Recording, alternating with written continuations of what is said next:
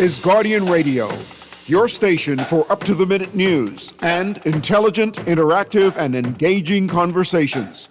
96.9 FM. The views and opinions of the hosts and guests are their own and do not necessarily reflect the views of the management and staff of Guardian Radio. With early detection comes early prevention. Put that in your pencil, make you feel like a champion. Rise up again, let nothing keep you down. To live your best, hear the urologist speak. Oh yeah.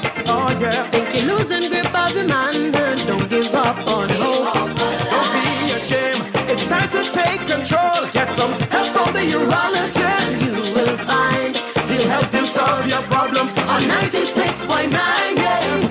I telling you with early detection. Happy Wednesday and good evening, Bahamas. This is Urologist Speaks with Bahamian urologist Dr. Greggory Pinto. This is a call-in show. You can feel free to call in with any questions. There is no stupid question. Our telephone lines are 323-6232 and 325-4316, 325-4259. In the house today, we have a wonderful co-host in the form of Dr. Devon Curling, who is a internist, a hematologist, and a medical oncologist, a Bahamian one at that. Good evening and welcome, Devon. Good evening, Bahamas. So tell us a little bit about yourself. Which island did you grow up? Where did you go to primary school, high school? Where did you go to university? How long have you been back? Tell us about your family. All right, well, my last name is Curling, as you know, so that's a proud Ragged Island name. Born and raised in Nassau. Went to school at St. Andrews. After finishing St. Andrews, I went to COB, not UB, so that should tell you something about my age. After that, I did my undergraduate studies at Hampton University in Virginia. I then did medical school at Temple University in Philadelphia, and after that, I did my fellowship in hematology and oncology, and also my internal medicine at Robert Wood Johnson Hospital in New Jersey. The day after I was done, I was on the first thing screaming back home because I knew that this is where I wanted to be. That was in 2004, and I've been practicing at home in the public and private sector since that time. And how has it been as a whole since you've been back? Was it difficult transitioning? Were there a lot of obstacles? Were there a lot of frustrations? Did you ever regret coming back? I think people who want to come back never actually regret it. This is where I knew I wanted to be. Now, that being said, I had never done any of my training at the Princess Margaret Hospital. So walking into Princess Margaret was a bit of a shock because I came from a system where every patient had their own bed, their own room. It was rare to have two patients in a room. So to walk in and be on an open ward for the first time with 16 or 20 patients in one room was a bit of a shocker. Obviously, when you're training in the U.S., there are certain things that are available at the drop of a dime. If I ordered an MRI, it was done that day. If I ordered any blood test, it was done that day. Any medication I wanted or needed was easily there and accessible, whereas we're dealing with a resource-restricted environment. So making that adjustment, it actually in some ways teaches you to be a better physician because there's many times when you have to improvise. And to be able to improvise, you have to know the basics and understand why you're doing something. So the transition is interesting, but as I said, it never was something where I was to the point of frustration where I wanted to leave. And you mentioned MRI. That's one of the bigger frustrations for me. The cornerstone of screening for prostate cancer, which is the number one cancer in this country as a urologist, is having an available MRI. I cannot, for the life of me, understand why in the government system, despite petitions by everybody involved, it's needed by vascular surgeons, it's needed for cardiovascular surgeons, definitely neurosurgeons, neurology, everyone, trauma, and strokes. You need to have an MRI on the premises that you can easily access at all times of the night. It makes no point or any sense somebody unstable being taken in an ambulance, intubated to a private facility to get an MRI, because that is the gold standard. So why are we accepting suboptimal care in so many specialties because we don't have an MRI? MRI is not exceedingly expensive.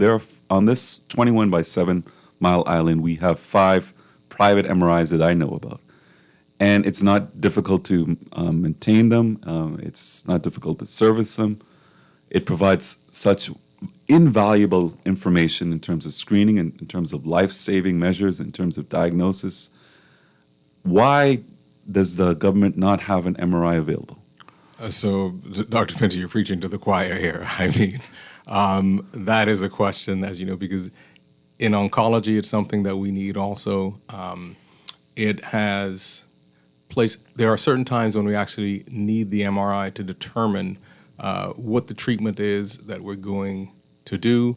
And I just think that the public healthcare funds are being stretched in so many different ways, and we're constantly running after something. So trying to plan ahead for the future and say, okay, in the next 5 years, we're going to have this MRI, that. It's kind of hard to do that when you're on the ground trying to fix things that need immediate, urgent fixing right there and then. That's the best explanation that I can come up with, because it is something that I agree we've been crying and screaming for ages. I mean, just in terms of the human toll it takes, because we don't have an MRI. Well, let's talk away the finances. Even if we just put it into dollars and cents, if we had MRI, the healthcare system as a whole will save a whole lot of money, just in terms of screening, picking up cancers early, directing persons to immediate treatment and management before it advances to a cancer that might take $10,000 a month to keep somebody alive. Right. And I mean, the saving goes beyond that. I mean, the savings also Saving of goes in the lives, fact that saving of years of someone's life, saving of someone's life that they could have potentially lived another 30 years and they didn't. Right. And there's also the actual, I think the strongest argument is the actual practical cost, right? The amount of money that is spent through social services going to private facilities will probably more than pay to have an MRI in the system. I think when you look at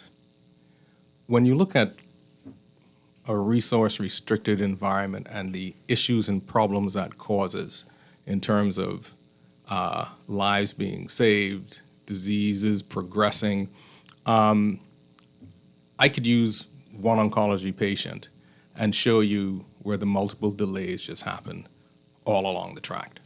So that someone who starts out at a stage 1, by the time all of the things that need to be done are done, they've advanced to stage 2, 3, or even 4.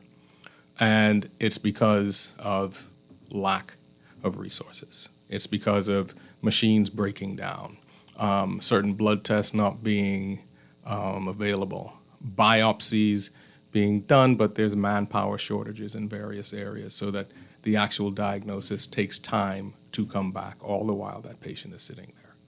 I mean, just in terms of being in urology and trying to fight an impossible fight against overwhelming numbers of prostate cancer, where as many as 1 in 6 Bahamians or residents are going to get prostate cancer, and not just prostate cancer, more aggressive form because we're primarily of African ancestry. The gold standard in modern urology is that you need an MRI to determine whether you are going to actually perform biopsies. So we always talk about PSA, prostate-specific antigen blood tests.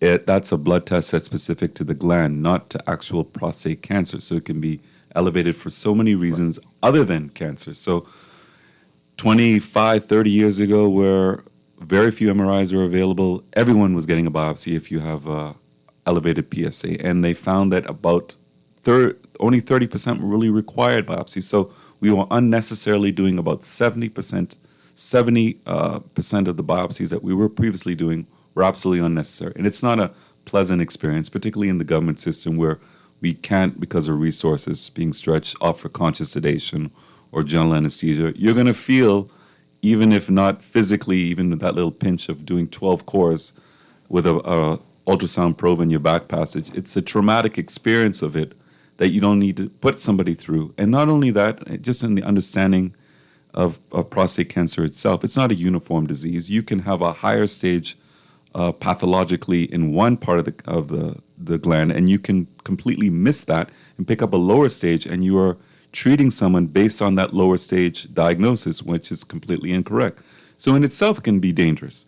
So blindly doing biopsies without determining whether they're necessary, then even if they are necessary, if we had MRI, we can do targeted biopsies and get accurate diagnosis, stage someone correctly. And there are many persons that if we can pick them up early, we don't even need to cure them immediately. We can actively surveil them. So that allows maybe a few years sometimes where we don't have to overwhelm the system.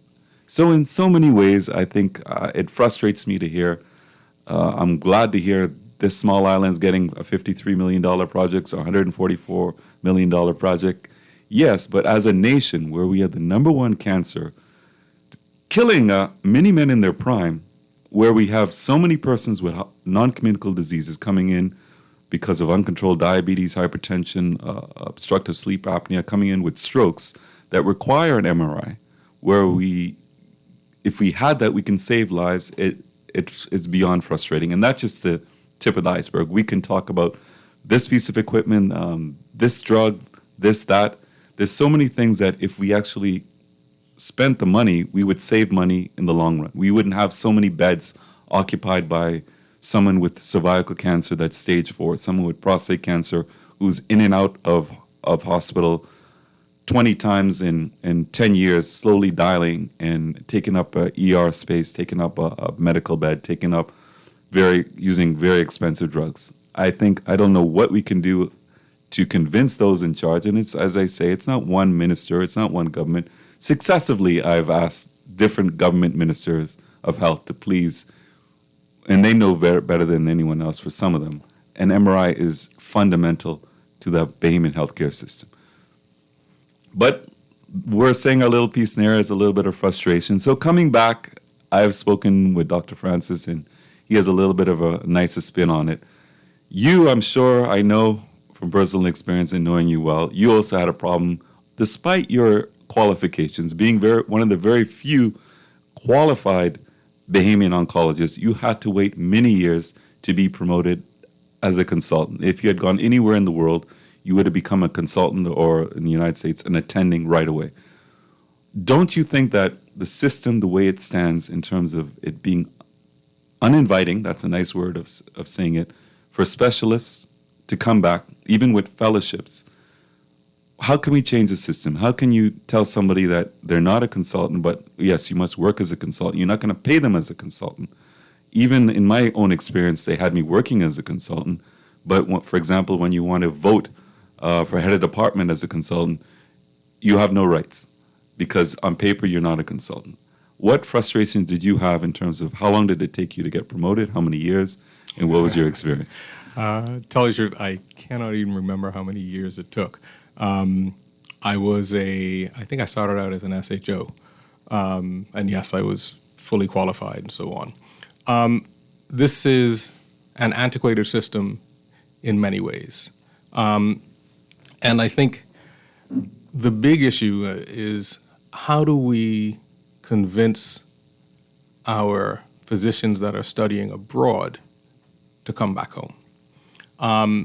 And in the system that we have right now, I'm sure you know and most people know that just about everyone that I know that's training in the US or other places tends to stay. And they stay for myriad reasons. One of them is, if you're a subspecialist in, let's say, invasive cardiology or something like that, in the US, you're automatically getting offers, multiple offers, in the mid 6 figures, okay? You come home and you are, first of all, not offered a consultant spot. You're told that you have to be a junior and work under people that at times you are more qualified than. And I think that we have to do a better job of identifying what the needs of the country are.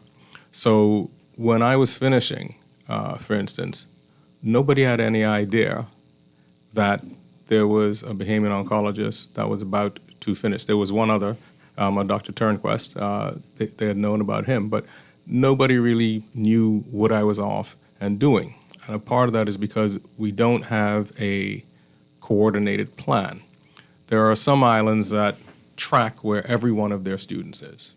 So they know that they have a student in Morocco who's studying this. They know that they have someone in New York who's doing this. And if there's something that is a government project that's coming up, they actually call those people and say, look, we have something for you. We have an opportunity for you to bring you home. And, you know, the flip argument that happens, and sometimes people will say, well, you know, that person's being greedy, they should come back home, it's not about the money, and so on, until it's their child. And I know many people that I speak to have said, no, I'm telling my son, my daughter, stay right where they are because there's nothing here to come back to, and why do you want to deal with this? So, in particular, if you went to medical school in the United States, you may have hundreds of thousands of dollars in loans that you have to pay. Right. And just to break even, it might take years for you to get to that level. And if you're being paid as a senior house officer, just above the level of an intern, and you have not only a qualified consultant degree, plus in many cases, many persons have a fellowship, means they're super specialized. It is beyond insulting intellectually. It's beyond insulting on every level, even as a human being. If you went to Batelco, they wouldn't treat you like that. If you went to BPL, they wouldn't treat you like that. Not to that extent. In terms of the years, very few of us go to school as long as we do, in terms of residency and everything else. Right. But the point where I will disagree with you on is that it's a very famous government statement or public sector statement. You're overqualified. We don't have a space for you here. Maybe in a couple of years.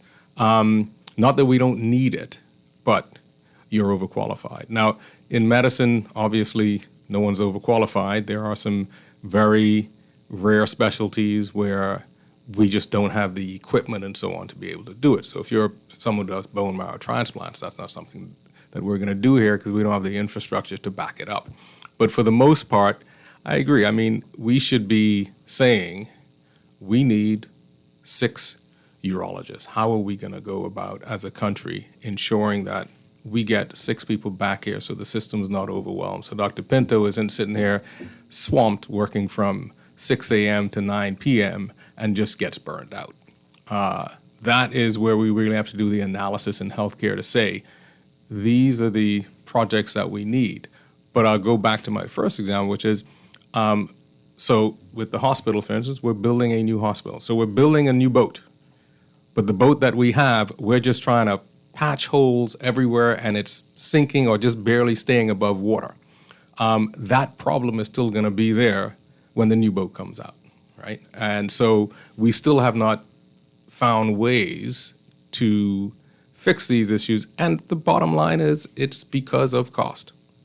Very much so. So, I mean, we talked about it the last time you were on. We're talking about brain drain, trying to get persons to come back and make a difference, to make a change, to improve. We're talking about medicine, but we can expand this to any arena in our society. But if we as ambassadors try to encourage someone to come back, the first thing they're going to ask is, what was your experience? And you have to be forthright and forthcoming and be honest. And if you just start to talk about what you went through, most people say, okay, stop right there, I'm not coming back. How can we change that? How can we stop someone like comes tomorrow from experiencing what we went through 15 years ago or what someone went through 25 years ago? Because it's the same story. I speak to my senior colleagues who came back 30 years ago. What they went through is very much similar to what you went through, what I went through, and nothing's changed. If anything, maybe things have gotten worse. So I'm worried that for our children in 15, 20 years, what are they going to come back to? Maybe they're not going to want to come back because they saw what their fathers went through and the hell that they went through. And where is our country going to be? Where is medicine going to be in terms of the future if that continues to happen? Well, I think that issue is alive and well right now. It's not our children. It's in the young people that are off in school right now at this very moment who, when they leave at the age of 18 or 19, have already made up in their mind that they're not coming back. When we're looking at healthcare in particular and how we change that, I think this is an antiquated system in the sense of promotions, going from intern to SHO to registrar to senior registrar to a consultant. And we've got to be brave enough to say, when we're in certain positions, if you're qualified and you've completed your training, okay, if I don't have a consultant spot, well, at least I'm going to treat you in that manner, and I'm going to give you all the rights and privileges. Now, there's some complications with that legal-wise and so on, but no one is going to want to train for 15 years or 16 years and then come back and be told you have to be subordinate to this person because that's how the system is. So we have to be bold enough to say the system is antiquated and broken, and now we have to change it so that we either have physicians in training or we have a consultant.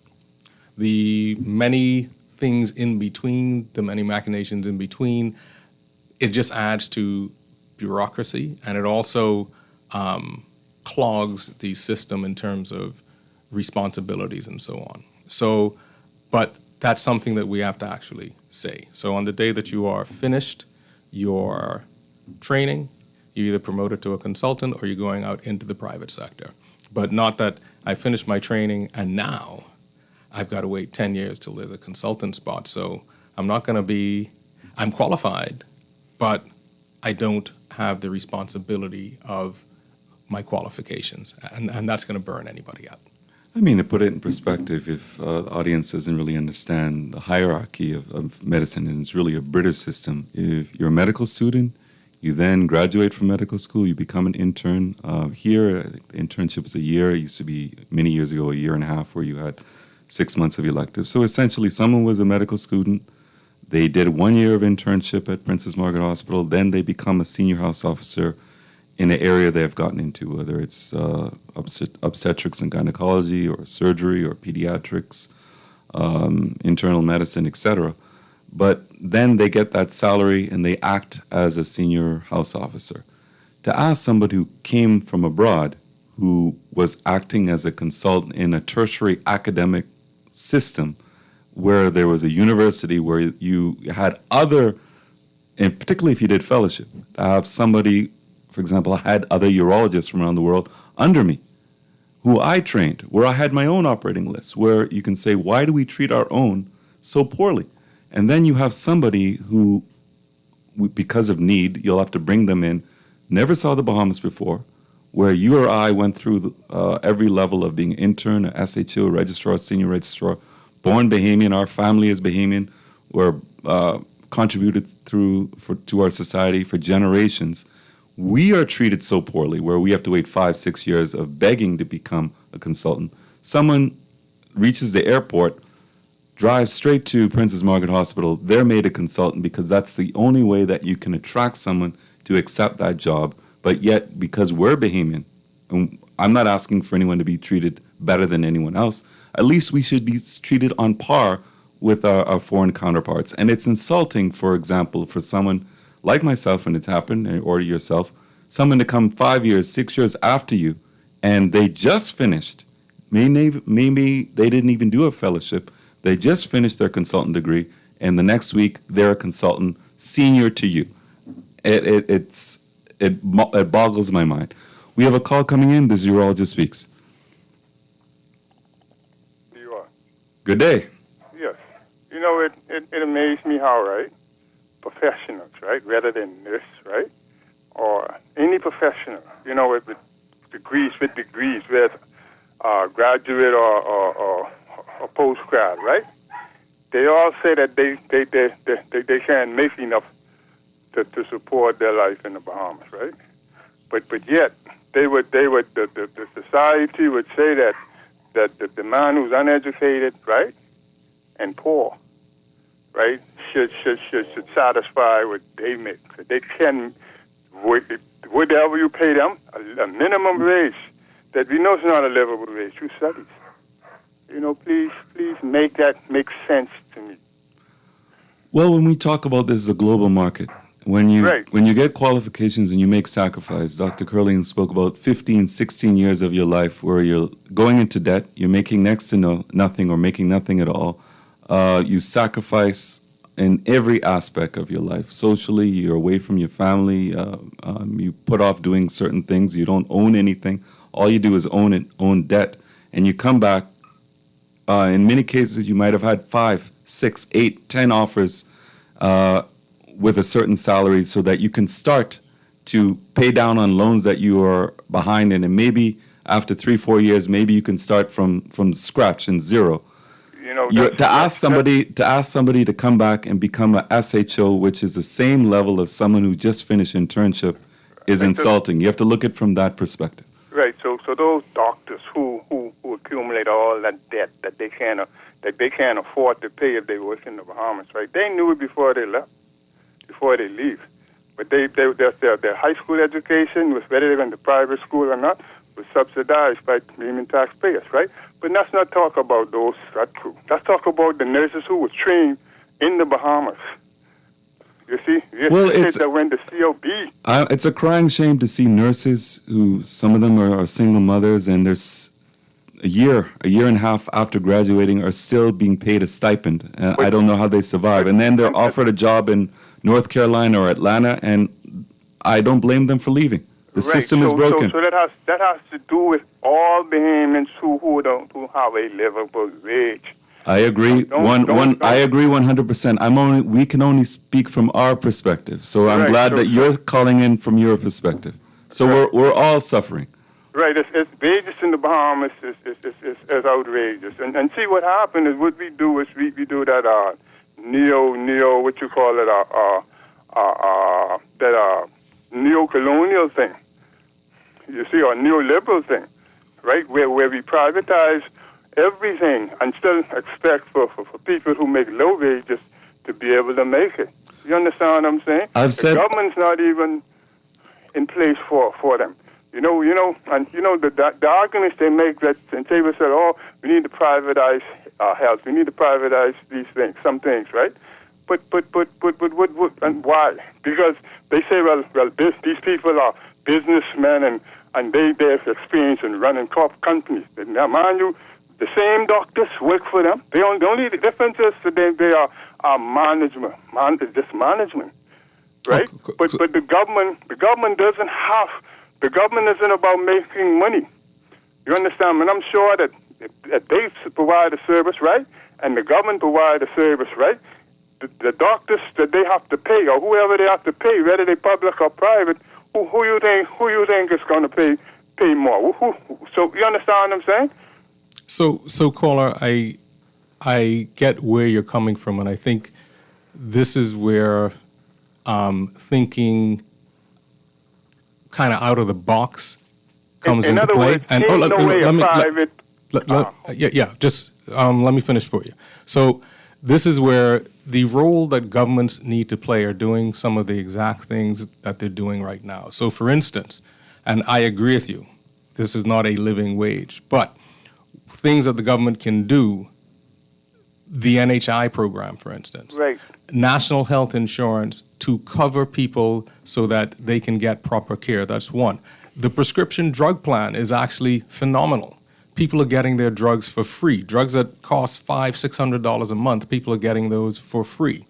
So we've got to find ways to expand those programs so that people who are making minimum wage or anything else like that don't have to worry about their health. So the question is whether health is a basic right. They're worried about the private insurer. Come on now. But still they want to pay the wage that these people can't pay a private insurer. Well, let me say this is one of the more expensive countries in the world to live, top 10. I don't understand how the basic Bahamian makes it, and I always speak about that on the radio, that how does a single mother with 4 kids make it in this society? How do they go to the food store? How do they pay? They can't even think about getting health insurance. How do they pay their rent? I mean, a typical couple, a middle class, I don't know how they're gonna own a home. Don't provide housing for them. Exactly. Few houses, the low-cost houses, they provide, those folks, they know they can't pay the mortgages, they give them to them anyway. And there's only a select group of people. Yeah, well, we have a lot of problems. People are fighting the fight, and I thank you for your wonderful words. But even in terms of we have problems with financing healthcare, when we spend $500 million on healthcare, it's the way that we spend the money. I think you need to listen to the people on the ground. The generals need to listen to those in the field. I can name so many ways that money is completely and absolutely wasted. I'll give a common example that I would see every week or every other week. An enlargement of your prostate, whether it's cancerous or benign, is an inevitable part of getting older. So they do it by decades. 50% of 50-year-olds, 60% of 60-year-olds, and probably 70, 80% of 70-year-olds are going to have some element of the obstructing prostate. Many of them are on first-line medical therapy that eventually fails because the medication doesn't stop the prostate from growing, at least most of them don't, and then eventually it reaches a threshold where they may go into urinary retention or they ignore the symptoms. Many Bahamian men are very stubborn. They won't say a word for 3 years when they're waking up 10 times in the night to pee, and then one day they can't pee. And whether they're in Rumkey, Cat Island, Long Island, Andros, they're going to go 3 o'clock in the morning or 3 o'clock in the afternoon to the local clinic where a nurse or a physician is going to try to put a catheter in because they feel like the bladder is going to burst, having the worst pain ever. And because of the mechanics and the physics of it all, they're not going to be able to get a little floppy Foley catheter past that a big obstructing prostate in the front of their outlet of the bladder. And what modern urology has in urology for many years, there are specialized catheters. There are firm silicone catheters with a curved tip they're engineered to be able to get past that obstructing prostate. It's called a Coude tip catheter. I've been petitioning for years for the government to buy those. So you would literally see the government spend $5,000, $5,500 to have somebody air ambulanced in extremist pain because their bladder is about to burst because they cannot urinate. And for the life of me, the common scenario is they're being bolus IV fluids while they're on their ambulance, which makes the problem even 10 times worse. So by the time they're coming, you can know they're there because they're screaming and hollering and about the bladder's about to burst and stretch the capacity.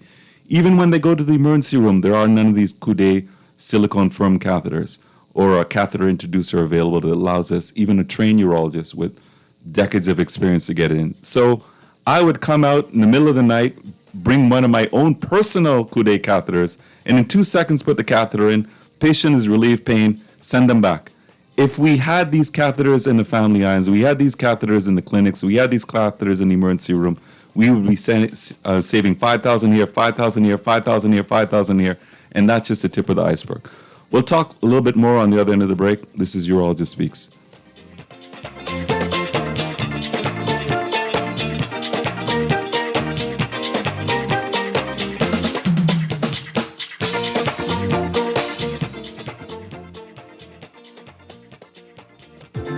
Reliable and impactful printing services, look no further. Let Printmasters bring your masterpiece to life. We stand by our quality products that is second to none. Our affordable pricing and friendly, efficient staff makes Printmasters the ultimate choice for all your printing needs. We can deliver any type of printing services, from banners to booklets to business cards. You name it, we can print it.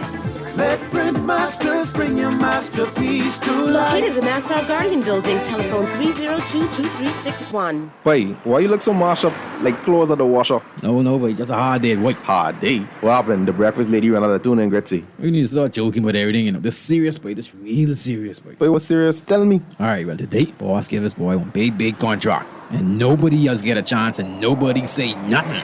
Boy, you know that ain't right. You know government contracts ain't supposed to go that way. Yeah, but nobody's saying nothing. Boss man just tell people to sign the papers. Then he send me to meet his boy downtown and collect this envelope. You need to tell somebody. You need to become a whistleblower. You know I's a real man, but I never blow no whistle. I be drunk all my life and junk, you know. No way. A whistleblower is someone who tells people what they see when they see something wrong happening at work. But I ain't no whistleblower, and I ain't no snitch. I still white there, you know. Boy, ain't nobody can know it's you. All you gotta do is call Crime Stoppers, or you could text them from inside the Crack Crime Bahamas app. They don't ask about you, and your call goes straight through to Miami, so nobody know you is. And if you text, your message get mixed up like Kong Salad. Call 328-8477 from Nassau or 242-300-8477 from the Family Islands. Always on the go? Missed the show? You can now listen to Guardian Radio talk shows anytime, anywhere on Spotify and YouTube by searching Guardian Radio 96.9 FM or by entering the name of your favorite show. You can also listen by logging on to GuardianTalkRadio.com and clicking on the podcast tab.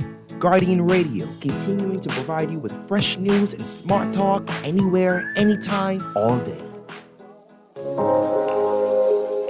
Love the show? Want to give your support? Become a sponsor today. Call 302-2300 for our rates and packages. That's 302-2300. Become a sponsor on Guardian Radio 96.9 FM. Fresh news, smart talk, all day.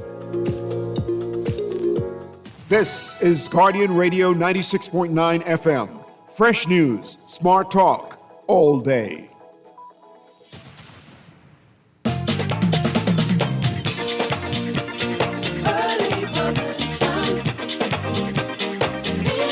Welcome back. This is Urologist Speaks with BAM Urologist Dr. Greggory Pinto. My co-host today is Dr. Devon Curling, who's an internist, hematologist, and medical oncologist, cancer expert. So we're going to make use of your expertise, Dr. Curling. Cancer is an overwhelming problem in this country, and that's a sad fact that many of us know. Everybody knows someone who has cancer. It's estimated that 1 in 3 women in their lifetime are going to get cancer, and 1 in 4 men. For even prostate cancer, 1 in 6 are expected to have be afflicted with prostate cancer in their lifetime, and as many as 1 in 8, 1 in 9 women are going to get breast cancer. So we're overwhelmed, not just with cancers in general, but a more aggressive form of the disease. So while we're making huge strides in medicine in terms of cancer screening and in terms of treatment, wonderful drugs coming out, we've spoken about immunotherapy, but there's a disturbing trend worldwide with the exponential rise in cancer rates in younger adults. In the last 3 decades, there's been about 80% rise in persons under the age of 40 who are being afflicted with numerous cancers. My question to you as an expert, and I'm sure a lot of the listening audience want to know, why is that? What is the driving trend? What is driving this trend? And we look at our country in particular, we don't have, in looking at us compared to industrialized countries and first world countries. In terms of per capita, we probably smoke less nicotine than anyone. In terms of alcohol, although we consume a lot of alcohol, we consume less alcohol than the generation before us as Bahamians and the generation before that. It's still a lot. Yeah, still a lot, but we're drinking less. We don't smoke much. We don't have, in terms of it being an industrialized city, in terms of the factories and the environmental pollutants, et cetera, and the toxins. Maybe you can talk about a little bit of that in being happening in Grand Bahama, but per se, we are not that New York where the air pollution level is so high, or Boston, et cetera. So why are our cancer levels spreading at exponential rates, and why particularly in younger persons? So there's a lot of theories behind that, and you're right. In the Bahamas, we don't have a big smoking population, hence our incidence of lung cancer is fairly low. We know that we have a strong genetic form of breast cancer, also some evidence for colon cancer also. And there have been some anecdotes, like you'll hear some people say that people who are around the military base in Eleuthera have higher rates of cancer, or people in Grand Bahama around the chemical plant and the oil plants, that there's higher incidences of cancer there. We haven't really properly and firmly documented that. There was a group of students actually that did a really nice paper about 5 or 6 years ago where they looked and they tried to track cancers by island. That was very interesting.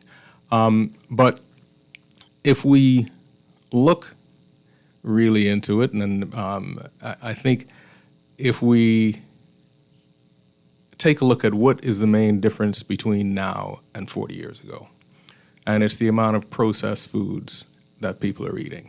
Yeah. And, you know, then we talk about the overuse of antimicrobials in terms of processed foods, in terms of the meats that we consume, from cows to chickens. They're getting antimicrobials in terms of antibiotics. Right. The overuse of antibiotics in general in our society and in throughout the world. I mean, anyone who has a cold, in vast majority of cases, it's viral. They're reaching for their cousins or their mother's Augmentin or amoxicillin. We are indiscriminately using antibiotics, and that's to our detriment. It's affecting our all-important gut microbiome. Exactly. And that is also, let's talk about what's affecting the gut microbiome and how is it affecting cancers. So the gut microbiome is a new field, really. It's what most people don't realize is that your gut may actually control more of what you eat than your brain. And when your gut microbes get exposed to certain foods, they stimulate certain portions of your brain to crave that more.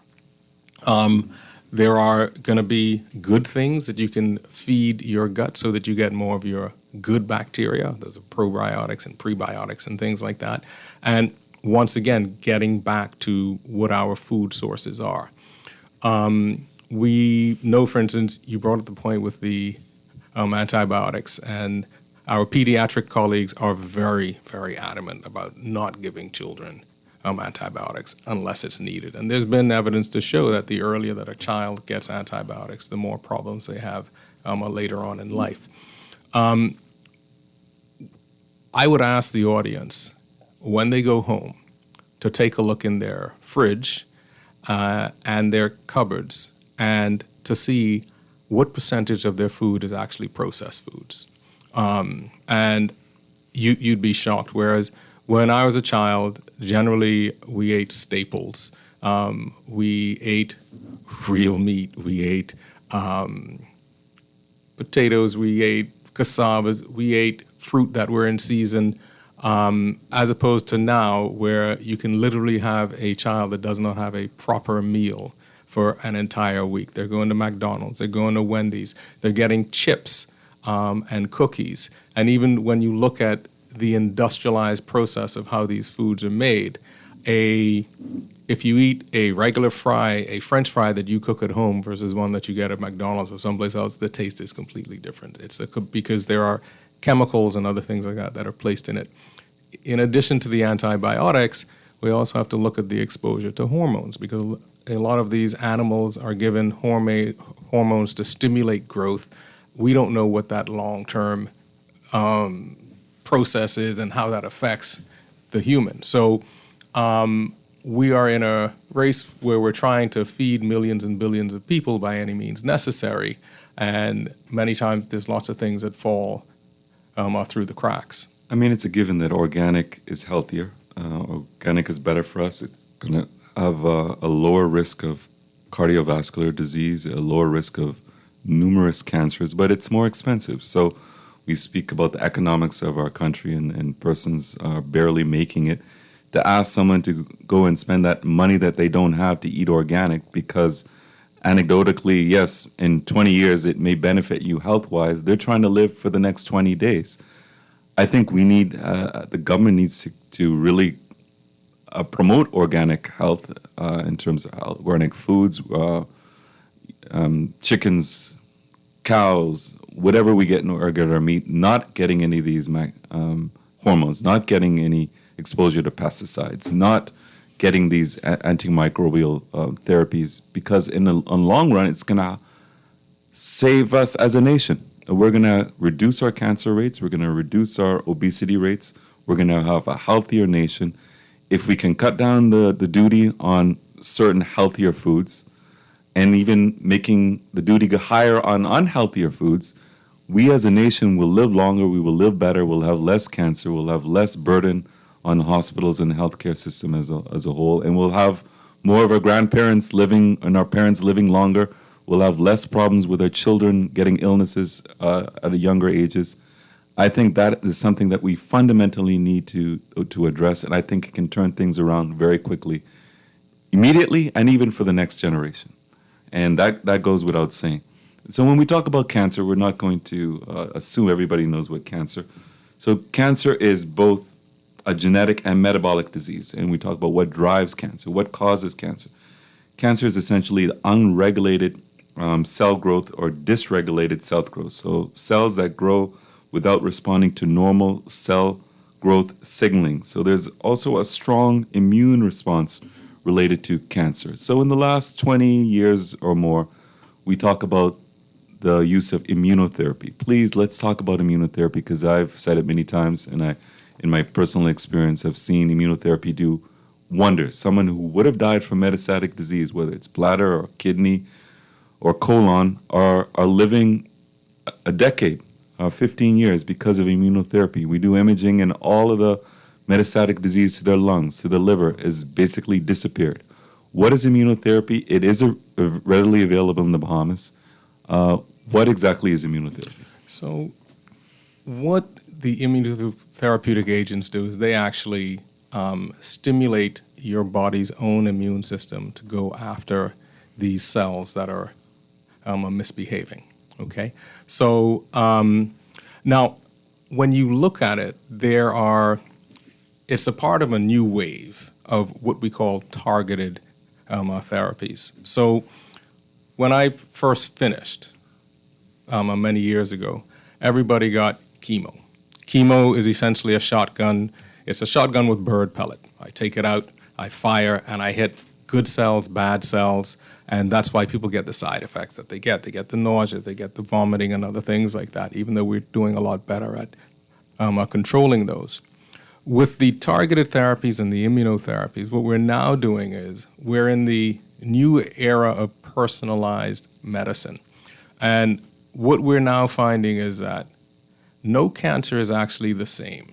So for instance, people think of breast cancer as one disease, but it's not. There's hormone receptor positive, there's HER2 negative, there's breast cancers with NTRK mutations, there's tons of different mutations that cause these things. And what we're now doing is we're actually finding a target and making a drug that specifically targets a marker that is only on that cancer cell. Hence, we're becoming a lot more specific in terms of what we do. The issues with that, of course, is that these new personalized medicines cost a lot more. But we are seeing people live for years. I have patients who are on these targeted therapies where, had they been diagnosed 15 years ago, they would have literally been dead in 2 years. And now they're still going to work, traveling with their families, doing everything for 6, 7, 8, 9, 10 years. And nobody knows. Each day, we're getting better and better at finding more and more targets that we can actually act on. So what happens is we treat somebody, we find that, let's say in lung cancer, somebody has something called an ALK mutation, so we start them on ALK-based therapy. First line, they get resistant to that. We try another one, they get resistant to that. Then we can actually repeat our testing, and you mentioned this before, we can actually, using blood, we can actually repeat our testing and see if there's any new mutations that the person has developed over time that we can now go ahead and target. And even in terms of radiation, which is also very important, there's a lot in terms of just image-guided, direct radiation to only that area, sparing the surrounding structures. 30, 40 years ago, that was not the case. Yep. The entire area was bombarded with radiation. In fact, the levels of radiation have actually decreased as well. And you would have persons with secondary malignancies. You'd have issues where you have radiation, for example, even prostate cancer of your bladder, of your rectum, having issues because of that as well, having bowel symptoms because of it. Now, cancer treatment has gone by leaps and bounds, and it continues all the time. We always talk about why there's so much in the way of cancer in our society. We talk about the genetics, the genetic mutations. But per se, we talk about germline mutation, we talk about somatic mutations. So when genetic testing, you're looking for germline mutations, you're looking at genes that are inherited. But the test involves looking at genetic sequencing. The problem is that the vast majority, I would say 95% are actually of cancers are related to not inherited germline mutations, but actually somatic mutations. So we have to understand the difference. And when we blame it, it's all in the genes, that actually is not the case. When we talk about somatic mutations that are driving most of these cancers, these are not actually inherited at all. A lot of it is related to environmental factors. So when we talk about modifiable risk factors, non-modifiable risk factors, one of the big risk factors for our society as a whole is obesity. And that plays a role in terms of for postmenopausal women having a greater risk of having numerous gynecological cancers, including getting breast cancer as well. So we as a nation need to get healthier. We need to combat obesity for so many reasons. We always talk about the overwhelming number of non-communicable diseases and hypertension and cardiovascular disease. It's bringing our nation to its knees. The health of the nation is the wealth of the nation, and we're dying and we're poor because of it. We have another call coming in. This is Urologist Speaks. Good evening. Hello. Good day. Good day. Good evening, Dr. Pinto, and to your guest. Thank you for your call.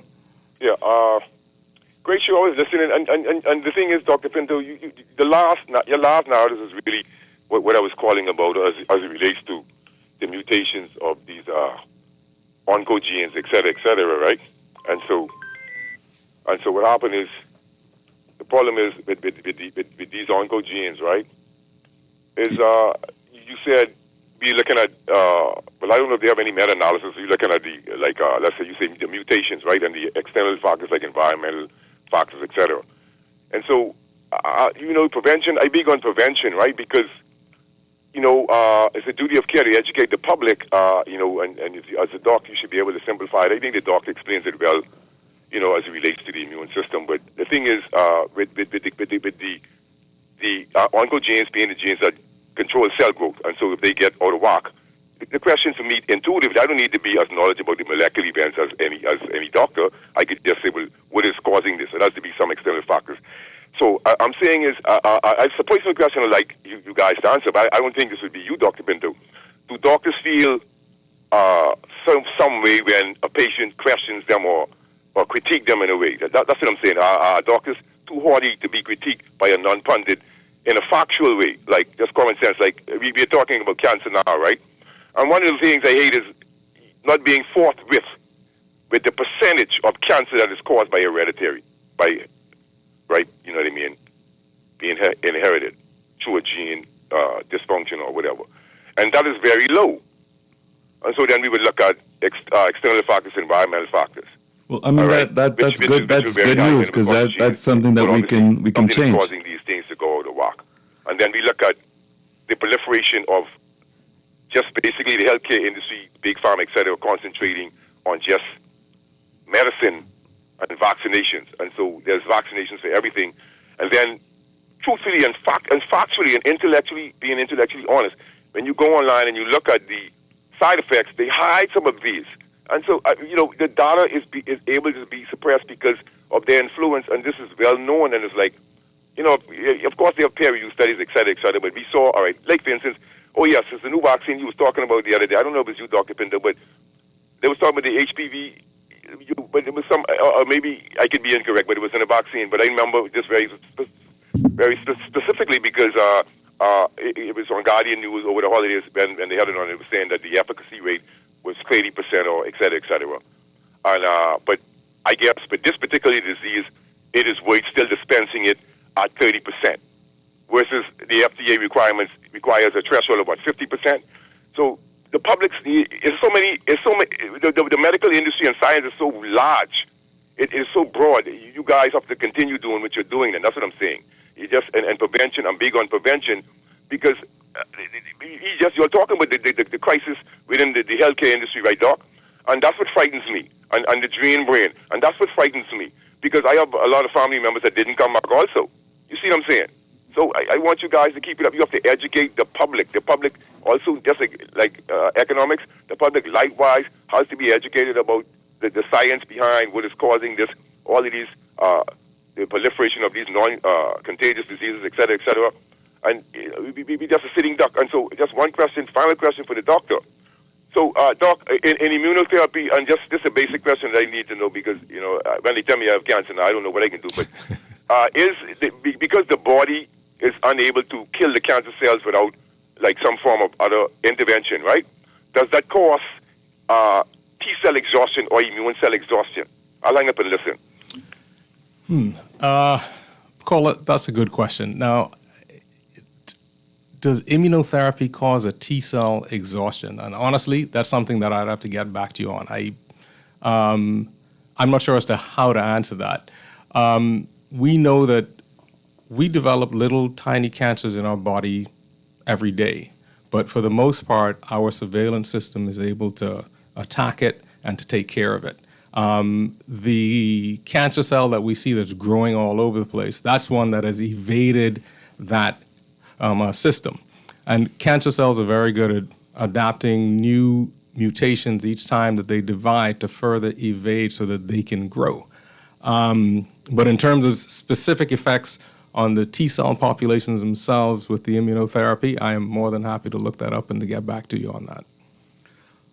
You made a lot of great points. I think the most important thing is that the vast majority of cancers are influenced by modifiable risk factors. So we have the control over our own destiny in the vast majority of cases. Obviously, some people are handed a unfair deck, and the deck is stacked against them, and for one reason or the other, they may be predisposed to get colon cancer at a high incidence or a high likelihood by the time they're 35. But for the society as a whole, we have within our own hands the ability to dictate whether we're going to get cancer in any decade in our life.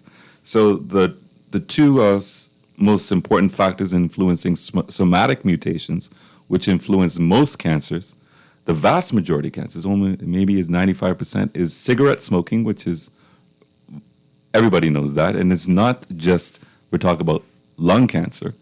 I mean, there's so many persons that get small cell lung cancer that never smoked in their life, never were exposed to smoking, never had secondhand smoke or worked in an environment rich in toxins or environment pollutants. So sometimes genetics play a role, but obesity is the second most important influence in terms of somatic mutations for innumerable number of cancers. So we're not talking about obesity per se and influencing cancer risk, but we're talking about insulin resistance and increased inflammation associated with obesity. So we as a nation can get healthy. We can reduce our risk of getting cancers. I've spoken about this many times, and this is verifiable truth. In fact, the Surgeon General in January of this year wanted to put warning labels on alcohol, all types of alcohol. Obviously, he's going to get a lot of backlash from the capitalist system where alcohol endorses everything and runs everything. It's a big money maker, billion-dollar business. Cancer, at least 6 different cancers, including breast cancer, are strongly influenced by even moderate alcohol intake. Now, I'm talking about excess alcohol intake. So if you can cut out alcohol altogether as a woman in this behemoth society, or drink rarely, sparingly, you can reduce your chance of getting breast cancer by as much as 15%. That's considerable. So things that we can do, particularly as a postmenopausal woman, you need to stay active for your mind, for your health, for your longevity, and you need to make sure that you have a normal body mass index and that you're not obese or overweight, because that you're just priming yourself to get a cancer.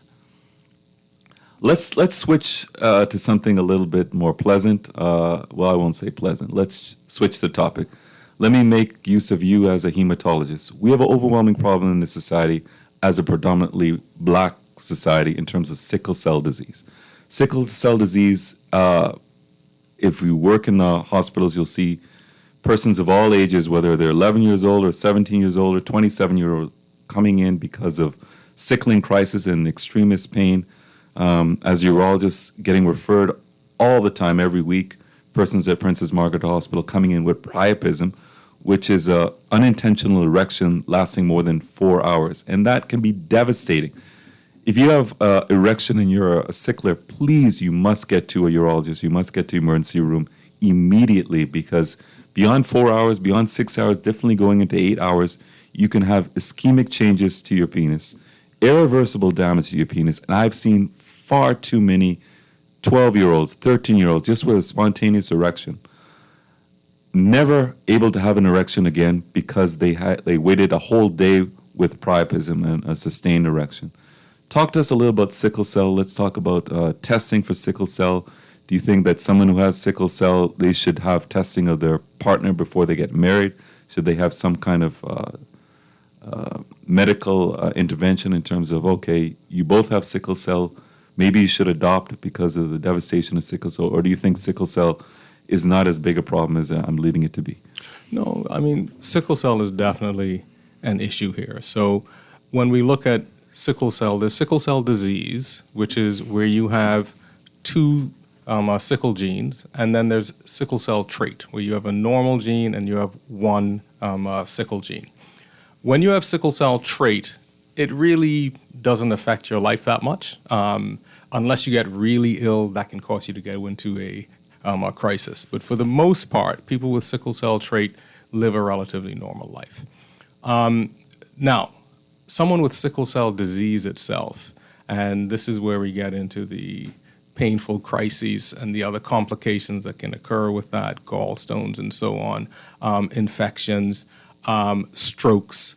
So it is a very severe and debilitating disease. And the part that you mentioned in terms of counseling. So if you have sickle trait, if you are going to get married or have a partner, someone who's normal, then 50% of your children will be sickle trait and 50% will be normal. If you are a sickle trait person who's getting married or partnering with another sickle trait, 1 in 4 of your children will have sickle cell disease, 1 in 4 of your children will be normal, 2 in 4 will have trait. Obviously, if you are a sickle trait person and you marry someone with SS disease, meaning full-blown sickle cell, then half of your children will have trait, half of your children will have full-blown sickle cell disease. And that's just statistically speaking. I mean, there are some people who are, unfortunately, all 4 kids are going to have sickle cell disease. Yes. So one of the things that I always tell my sickle patients is, yes, if you are seriously involved with somebody, before you even get there, the first question that you should ask is, hey, what is your status? I have sickle trait or I have sickle cell disease. If you're thinking about getting serious, okay? It does affect your ability to get pregnant sometimes, so the pregnancy complications in someone with sickle cell disease goes up significantly. There's high rates of pregnancy losses, and there's high morbidity in terms of damage to the mother. So these are all things that we have to kind of take a look at. And as you mentioned, do we want to adopt? Yes, doc, I understand that, but this is who I want to be with, and we want to move on. There are now some new therapies out. There's gene therapies that are coming out now where we can actually cure it. Unfortunately, those gene therapies right now are in the neighborhood of $2 or $3 million. So, but at least we now have something that's in the pipeline that will, over time, hopefully come down in cost and be reasonable and be an option for some people to have. Sickle cell, the degree and severity of it varies from person to person. There are some sicklers who walk around, never have a crisis in their life, and they do fine. There are others who don't make it out of childhood because of strokes and other things like that. So when you're making the decision, knowing what your status is becomes very important. Yeah, I mean, I've seen 18-year-olds are hemiplegic because of a stroke from sickle cell. I've seen 11-year-olds because of priapism and sustained erection for a day, never get an erection again in their lifetime. So what is their outlook in terms of having a child naturally or having a partner again? It can be very devastating. Right. All right, thank you very much for coming, Dr. Curling. Where can patients or the public reach out to you and see you as either hematologist or oncologist? Okay, so I'm at the clinic at Princess Margaret Hospital, and privately I'm at Oncology Consultants, which is on Nassau Street. But I just like to close out by saying, and this is in reference to the previous caller, we're an unhealthy nation and we need to move. So whatever you do throughout your day, apart from eating right, also engage in movement.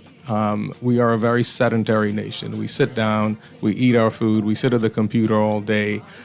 Simple adjustments like getting a stand-up desk where you have to stand up to do your notes and so on.